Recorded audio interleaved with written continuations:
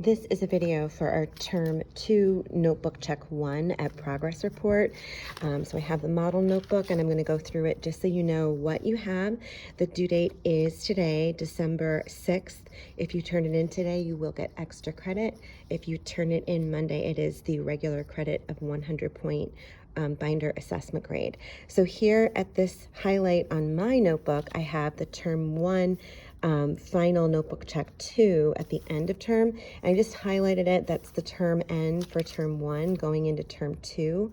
The first assignment on term 2 is this writing with colors editing guide, page 37, and then all this is term 2 before progress reports. You notice we don't have a lot, and so you really want to make sure that you try to have what is graded so that you can get the full credit, because we don't have a lot. Each of these assignments are worth weighted a little bit more. If you don't have the exact page numbers, that's fine. You have a choice. If you're just jumping in and you've missed some chunks of pages, you can go ahead and just join us with these numbers. I think that would make the most sense. Even if you're not on page 39, you should just go ahead and do that. So I am looking for this chunk of the table of contents to be complete for your 5 points on your rubric today. And if you are a person who has my tabs from the previous 2 notebook collections, you're going to want to flip here. And this is your first entry, my page 37, or you can go ahead and write page 37, your writing with colors editing guide. This just tells you that you need to highlight each of these sections. And so your final editing guide should look like this, with the highlighted sections following what color you highlight them in, and then these exact notes in the margin. It's very important that you take a moment to pause the video or screenshot it so that you can go back, or take a moment now to find your own writing with colors editing guide and do what I have done on mine with these exact notes. So go ahead and do that. Okay, so now we're back. The next page 38 on mine is the student sample for the She Unnames Them compare contrast essay. For full credit, you need to follow how you highlight the student essay following your writing with colors editing guide. So just have these close to each other, and you can go ahead and complete the highlighting for the student sample. On the back of the student sample, after the essay, is an example of what not to do. Right here, that is AI, and we obviously don't do AI, but the front and the first part of the back would be the student sample, an exemplar. So this one, we have notes on this essay outline consolidation. What this means is that you are talking through or recording on this note taker all the different parts of our essay that we learned. It is a front and back. So I'm going to take a moment, or I want you to take a moment and pause the video or screenshot this so that you can find your own outline consolidation handout in your notebook and do exactly what I did in the notes. So go ahead and do that on page 1 of this outline. Okay, and then do that again on page 2. Screenshot this so that you can add it to your notes. Okay, so here we have our compare contrast. It was our essay 3. It was the rubric, and so this is exactly what you need to get 100% on really any essay that you write in this class, but this is how I am grading your compare contrast Eve essay. If you did not do the Eve essay, you do have an assignment for you. It is your choice to go in and do a credit recovery essay where you can earn 60%, which is better than nothing, and you take a student essay that I've assigned to you online and you revise it. Or you can always go ahead and write your own Eve essay for consideration out of full credit. This is just another writing with colors guide so that you have it in here, and then your own essay should be here. I didn't, I'm not a student, so I don't have my essay, but it should be typed and folded in. And then what I should see is that you have highlighted your own essay, again following the Writing with Colors color guide. This is a do now from 11/13, so you want to make sure that you screenshot it and that you record these notes exactly as I have recorded in your own notebook for the 11/13 colon. This colon, it is a punctuation mark and it has a lot of meaning when we use it, and we want to know how we use it. So that's that. And this is a do now that is now 14 lines. So we're bumping that up a little bit. This walks you through an engagement chart. So read through all parts of the chart and consider where your own engagement is, either in or out of school, academic or voc.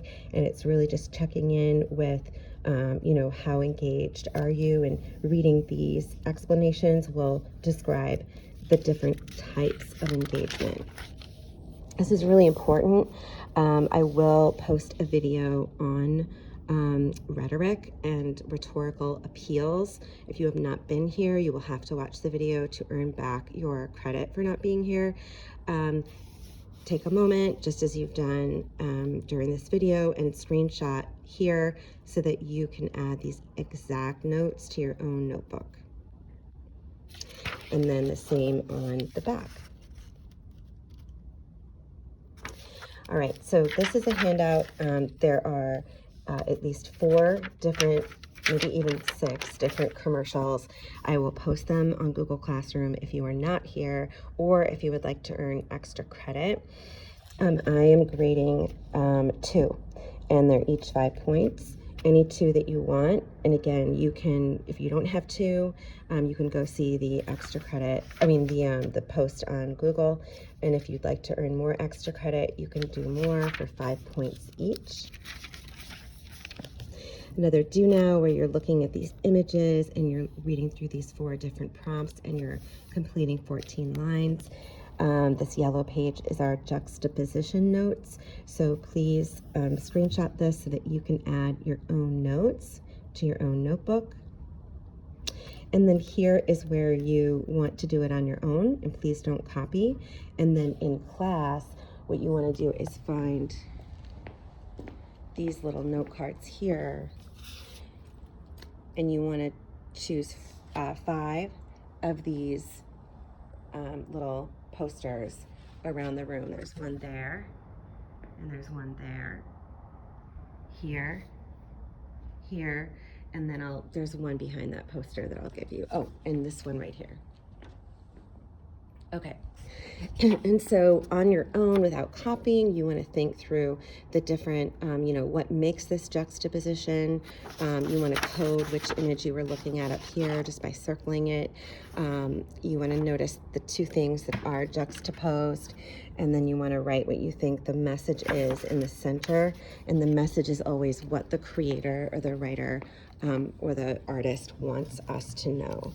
So these are 2 of the images in the room.